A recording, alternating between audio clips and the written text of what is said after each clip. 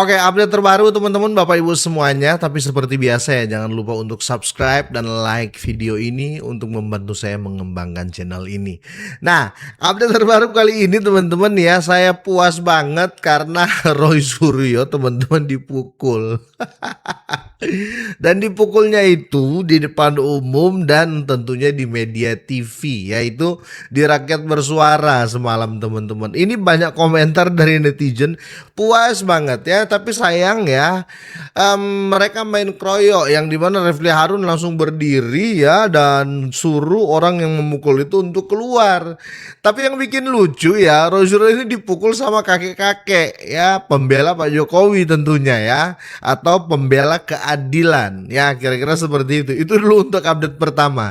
Dan update terbaru ya teman-teman ya, drama baru lagi nih. Kalau kita lihat postingan dari Dokter Tifa teman-teman ya, di beberapa hari yang lalu teman-teman ya, ini ya kebanyakan main drama kalau saya lihat ya. Kalau kemarin bilang hijrah, akhirnya nggak jadi hijrah ya. Bilang mau ketemu Pak Jokowi, undang Pak Jokowi, saya tunggu kamu di pengadilan Pak Jokowi, akhirnya dia sendiri yang nggak datang, alias minta prapit. Ini drama terbaru lagi nih ya, yang di sini kita lihat dia akan dalam waktu dekat dia akan konferensi pers yang dimana dia juga akan menceritakan ya, juga terjadi penganiayaan ya dan penzaliman dengan kerugian moral ya, atau moral bisa dibilang seperti itu. Bahkan teman-teman ya, dengar-dengar ya di sini ada apa namanya, ada upaya untuk pembunuhan ya terhadap dirinya. Waduh, ini makin ke sini ya makin ke sana ya, ceritanya gitu nih ya. Tapi nanti akan kita bahas teman-teman.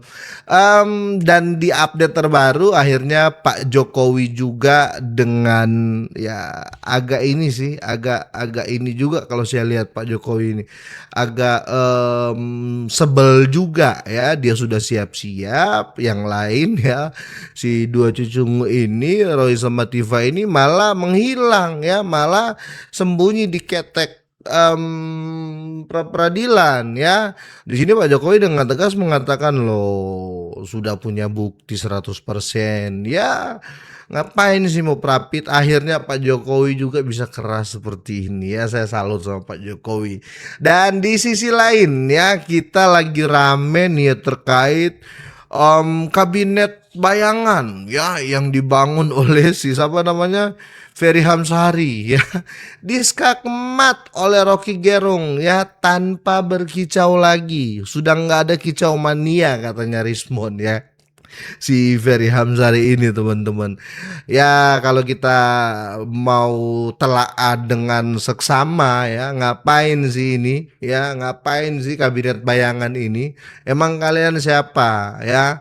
Nggak mungkin juga teman-teman ya kalau di belakang mereka itu sendiri ya, kira-kira seperti itu ya.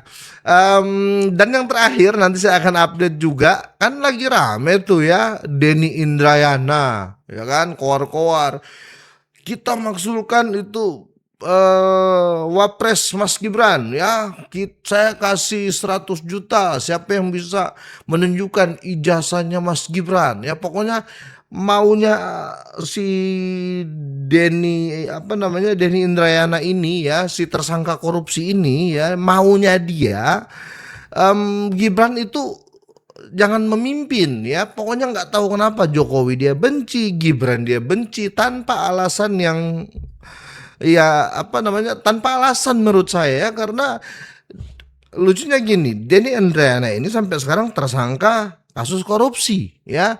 Gibran sedang membangun negeri ya.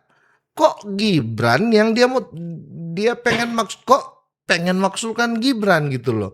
Mending ya Denny Indrayana ya, kau perjelas dulu ya, karena sampai saat ini ya yang saya update ya, koreksi ya kalau saya salah, Denny Indrayana ini belum P21 juga, statusnya tersangka korupsi ya, statusnya tersangka maling, pencuri ya, pencuri uang negara ya maling uang rakyat. Nah, korupsi kan begitu teman-teman ya. Nah, dia diskakmat oleh temennya Gibran ya, temen kuliahnya Gibran yang mengatakan, wah ini orang komen tuh nggak ngerti ya, karena yang ngomong ini perempuan ya, anak muda, yang satu sekolah sama Gibran. Harusnya malu sih si tersangka korupsi ini, Denny Indrayana ya. Tapi saya mau mulai dari sini nih. Ini menurut saya ini di ulti banget Roy Suryo, sampai dipukul loh ya. Ya, fotokopi itu setelah dilegalisir itu sah teman-teman ya. Ya, fotokopi setelah dilegalisir itu sah ya. Kayak sepertinya yang ditampilkan ini adalah fotokopi yang dilegalisir terus difotokopi lagi ya. Ini yang ditampilkan. Makanya mereka hampir adu jotos di sini. Langsung di-cut Aiman ya. Refli Harun nggak terima ya. Roy Suryo dipukul. Waduh. Ya memang salah, memukul tuh salah. Tapi ya itulah ya. Sudah kadung emosi orang dibikin sama Roy Suryo ini. Emosi pasti ya. Coba kita lihat lagi videonya ya teman-teman ya. Kita lihat ya, kita mundurin dulu ya, biar puas ya, biar puas kita.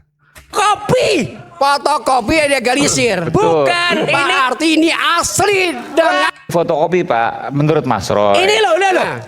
Ini loh. Wah, salah Roy Suryo. Masa ini loh ya, emosi lah orang ya. Kalau kita lihat dari awal ya emosi lah. Seharusnya Roy Suryo jangan gitu. Ini loh Pak, jangan sampai ke mukanya ya, emosi lah, namanya dia orang tua ya kan. Ya buah dari congornya Roy Suryo. Coba kalau Roy Suryo ke sana tadi ya. Ini loh Pak fotokopinya, jangan ke mukanya. Ya emosi lah orang tua kan, dipukul lah Roy Suryo. Ya begitulah ya. Semua netizen terpuaskan ya. Kecuali keledung-keledung ya. Keledung-keledung pasti merasa terzolimi dan tersakiti ya, bos mereka digituin ya. Kira-kira gitu teman-teman. Dramanya ini patut teman-teman ketahui ya. Ini postingannya di beberapa hari yang lalu di tanggal 10 Agustus ya. Sebenarnya dalam bulan Juni hingga Agustus 2026, selain penangkapan, penahanan, upaya pembunuhan dan pendakwaan, dan upaya perampasan dan penyitaan aset tempat kediaman. Loh, kalau berbicara penyitaan aset, Dokter Tifa, itu karena kamu ngutang. Videonya sudah viral ya. Karena kamu ngutang ya, ada indikasi nipu juga ya menurut video itu, makanya disita ya kan. Terus upaya pembunuhan, wah ini harus diklarifikasi. Terus selain penangkapan, penahanan, upaya pembunuhan, pendakwaan ya. Jadi menurut saya ini, wah ini ada framing baru yang dikeluarkan si Tifa ini. Tapi ya ini kan postingan dia patut dipertanggungjawabkan juga ya. Makanya kita akan tunggu nanti ya teman-teman, konferensi persnya. Dan kalau bisa, kalau dia konferensi pers nanti, dia harus jelaskan secara detail ya, upaya pembunuhan itu seperti apa ya. Mungkin dia diapain gitu ya kan, harus dia klarifikasi. Jangan bikin jangan bikin pintu baru juga nih buat para masyarakat beropini liar ya, kira-kira gitu. Dan juga dia mengatakan di sini juga terjadi penganiayaan dan penzaliman ya, dengan kerugian moral, material, lahir dan batin. Wah. Ini menurut saya loh ya, menurut saya dulu nih ya.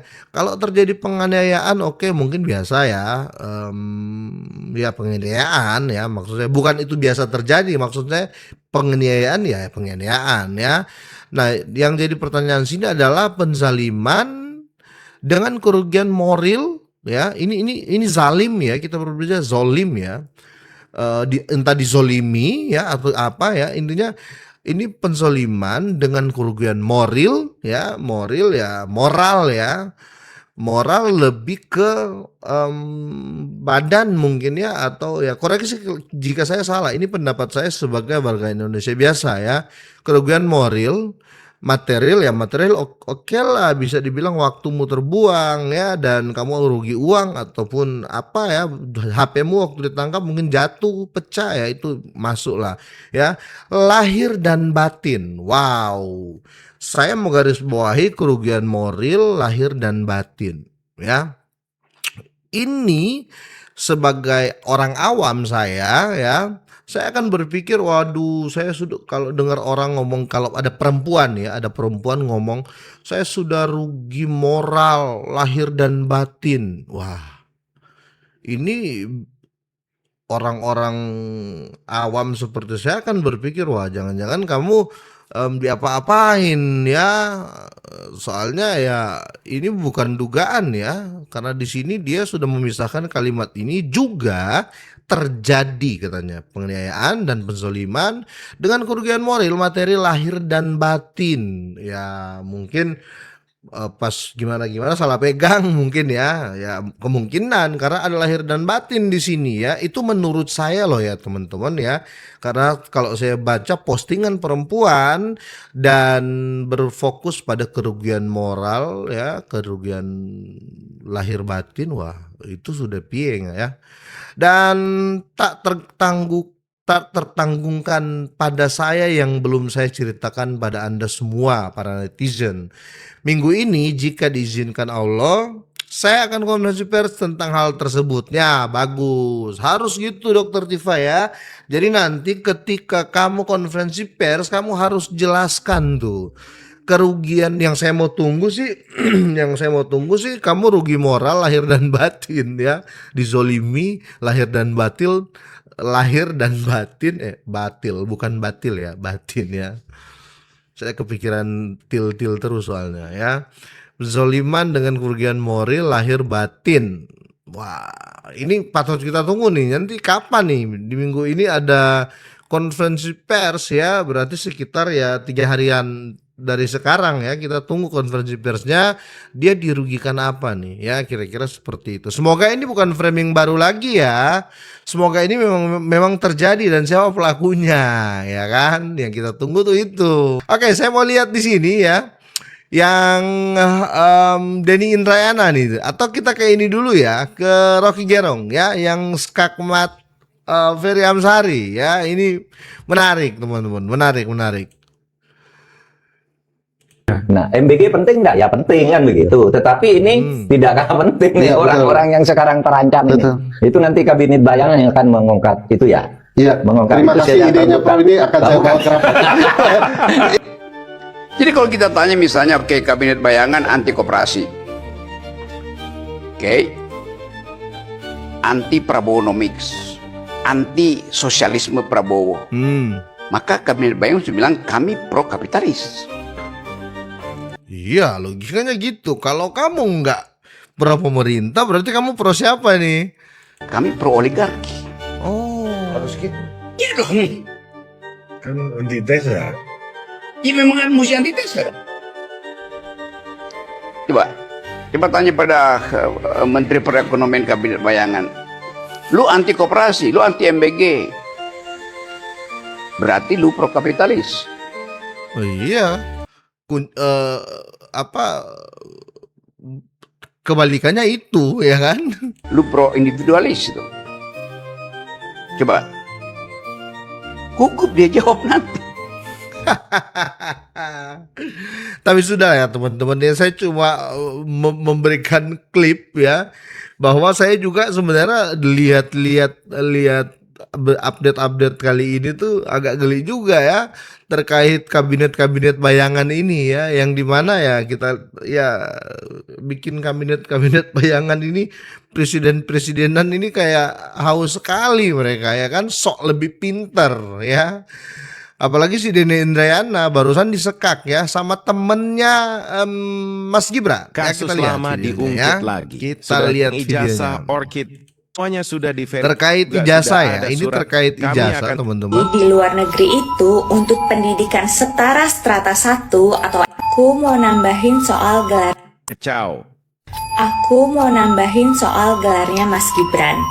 Jadi di luar negeri itu untuk pendidikan setara strata 1 atau BA. S1 itu gelarnya cuma ada 2, BA sama BA or BSc. BS. BA itu Bachelor of Arts, biasanya untuk ilmu-ilmu terapan. Contohnya kalau kamu lulusan komunikasi, marketing, gelar kamu adalah BA, Bachelor of Arts. Tapi ilmu kalau pasti- BS, Bachelor of Science, itu kalau kamu lulusan ilmu-ilmu pasti. Contohnya kamu lulusan ilmu kimia, fisika, itu gelar kamu adalah BS, Bachelor of Science. Nah, kalau di Indonesia kan banyak banget gelar, ada SH, SHUM, SKOM, macem-macem. Kalau di luar negeri tuh cuma ada 2, either BA atau BS, Bachelor of Arts or Bachelor of Science, tergantung jurusan apa yang kamu ambil. Aku bikin video ini karena jiwa forever student aku bergetar. Iya Aku pastilah. sama Mas Gibran kebetulan satu alma mater. Nah. Kami dari kampus yang sama, MDIS Singapura. Dan yes, kami memegang ijazah dari kampus luar negeri karena memang MDIS punya kerjasama sama beberapa kampus yang ada di Inggris. Nah, aku sakit hati juga Dia dong nggak terima dibilang dong. ijazah dia palsu, sedangkan aku juga punya ijazah yang sama gitu. Kami kuliah beberapa tahun, terus tiba-tiba udah lulus, ijazahnya diragukan sama orang-orang yang nggak tahu justru sistem pendidikan di Singapura tuh kayak apa. Sakit. Iya pasti ya. Seharusnya Denny Indrayana yang tersangka korupsi itu harus malu nonton video ini ya, dikasih paham nih ya sama anak muda yang satu alma mater ya, satu kampus lah ya, bisa dibilang gitu, sama Mas Gibran ya, sama Mas Wapres. Sudah sampai klarifikasi kayak begini, masih saja dia mempertanyakan ijazah Mas Gibran. Ini kan mau cari apa kamu, Denny Indrayana? Mau cari apa ya? Makanya di sini Pak Jokowi juga langsung dengan tegas ya mengatakan, ya kalau kamu punya bukti kenapa sih perapit? Kita dengar videonya. Yang sidang ijazah Pak, kemarin kan eksepsinya Pak Dr. Rifa sempat diterima, kemudian sempat terhenti, kemudian besok lanjut lagi, tanggapannya seperti apa Pak? Ya kalau yakin 100% palsu, mestinya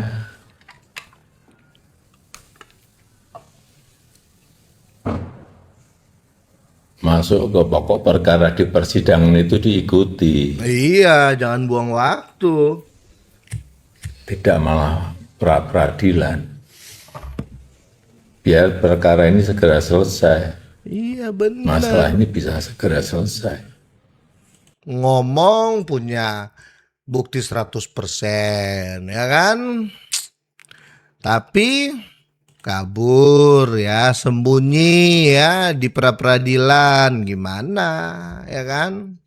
Memang sih pra-peradilan tuh dijamin undang-undang ya, tapi kalau saya ya kalau saya teman-teman, kalau saya yakin punya bukti lengkap ya, saya nggak pakai tuh mau disuruh ini suruh itu, enggak. Saya kebelet nih pengen tunjukin bukti ini, saya kebelet nih musuh saya ini, saya pengen dia masuk ya kan, karena saya pegang bukti lengkap ya. Saya nggak mau perapit-perapit, masuk saya langsung ya, masuk ke pokok perkara, sidang pokok perkara.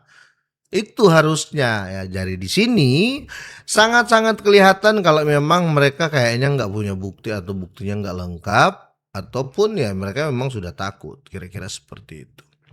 Oke, sampai di sini teman-teman, gimana menurut teman-teman dan Bapak Ibu semuanya?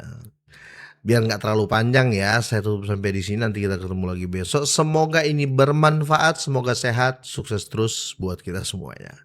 Bye.